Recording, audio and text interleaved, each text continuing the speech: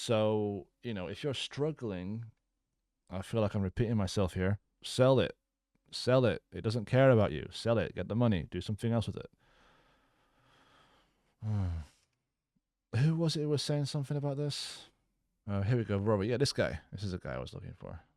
It's nothing blingy. Okay. I know in a couple of flats, sort of outright.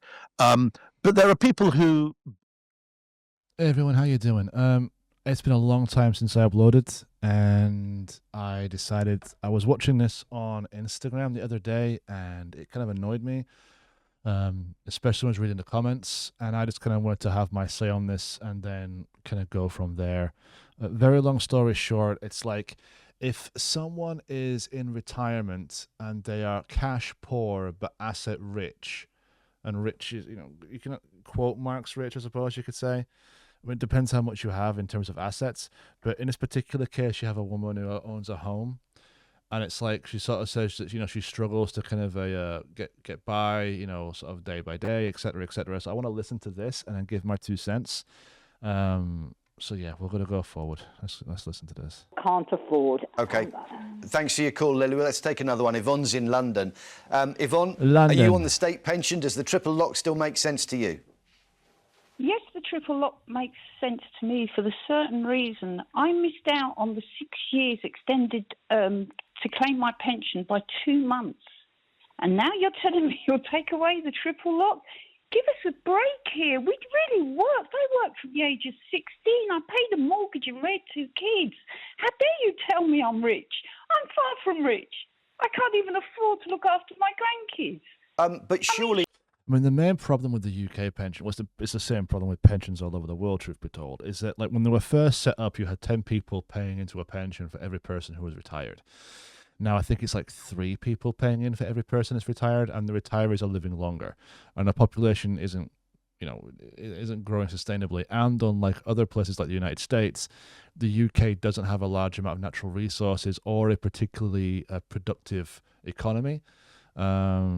So it makes it difficult. I mean, the US doesn't really have the same problem because it has a very large population, which is growing, and it's also like one of the world's most productive economies. So it's able to generate wealth. In the UK, it just doesn't really have that, and it makes it very difficult. My personal view has always been that, like, going forward, it should be means tested. So if you own a lot of assets, if you have assets, then you should receive a smaller amount than people who have no assets. I mean, the reality is, if you're retired and you have nothing, like a lot of people, retirees have a lot of debt. They have to declare themselves bankrupt. They can't afford the heating. They're struggling. They're living in social housing. They should receive more than someone who is a homeowner, or someone who owned a business, or someone who has a very large private pension. It doesn't make any sense to me why this stuff isn't mean tested. I mean, the argument is that means testing is slow, it adds costs, and sometimes people fall through the cracks. That's not a reason not to do it. That's just a reason to fix it to make sure it runs properly. Other countries can make things run properly. There's no reason why the UK can't do the same thing. Yvonne, Shame on you, young girl. You need to live a little bit of life. How much is your... I really resent it when people say things like, "Oh, you need to live a little bit, then maybe you'll understand." It's like, not necessarily. No, I mean, just because you disagree doesn't mean you haven't lived your life. Your house worth, Yvonne? My house is worth 500,000. Okay, well, let's just do the math with that, shall we? Okay, so basically it's about net proceeds about £500,000. So if you sell the house, you get all the money. I don't think that's correct, but let's just assume it is. Let's imagine that you sold the house, you got the money, and you invested that money into bonds paying 4%, and on top of that you received a state pension. How much would you get for that per month? Friends. It's not bad though, per month. It's a hell of a more than you're getting with a state pension, and you still have the £500,000.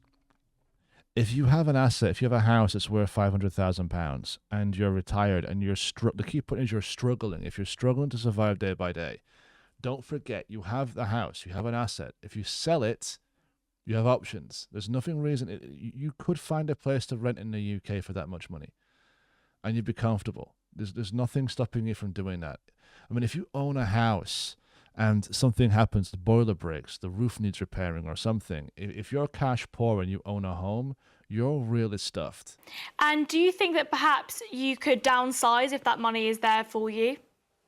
Why should I need to downsize when I worked all my life? If someone came to you at 60... Well, I don't understand the argument here. It's like, if you bought a car you couldn't afford, why would you keep the car? There's nothing wrong with downsizing.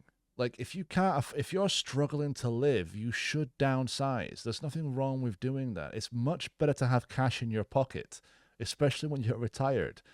You know, lifestyle creep is a real problem, because people are happy when they're going one way, but when they have to go the other way, they really freak out. But you're much better off reducing your primary costs, keeping more cash in your pocket and moving forward. You just are. It makes no sense to me. The house doesn't care about you. The house doesn't sit there thinking to itself, oh my God, you've left me, this is terrible. Your house is brick and wood. It doesn't care. You know what I'm saying? Like, don't feel like you have to stay in a situation you don't need to stay in. If you're asset wealthy, if you have assets, you know, if especially if it's $500,000 or more, you have options. Use them. And said you should downsize. Okay. How many bedrooms I'd do it. I'd downsize in a heartbeat. does your house have, Yvonne? 2. Do you need both bedrooms? Yes, I have a daughter still living at home because she can't afford to move out. Does your daughter work? Yes, she works for a very well-established company. Cool, okay. What I don't get, Reem, is your right to ask people about the houses that they bought and paid for as owners. Well, yeah, if you own the house, it's an asset. That's the point. Your house is part of your net worth. It just is. So, you know, if you're struggling, I feel like I'm repeating myself here, sell it. Sell it. It doesn't care about you. Sell it. Get the money. Do something else with it. Who was it who was saying something about this? Here we go, Robert. Yeah, this guy. This is the guy I was looking for. Nothing blingy, okay? I know in a couple of flats sort of outright. But there are people who bought a house in...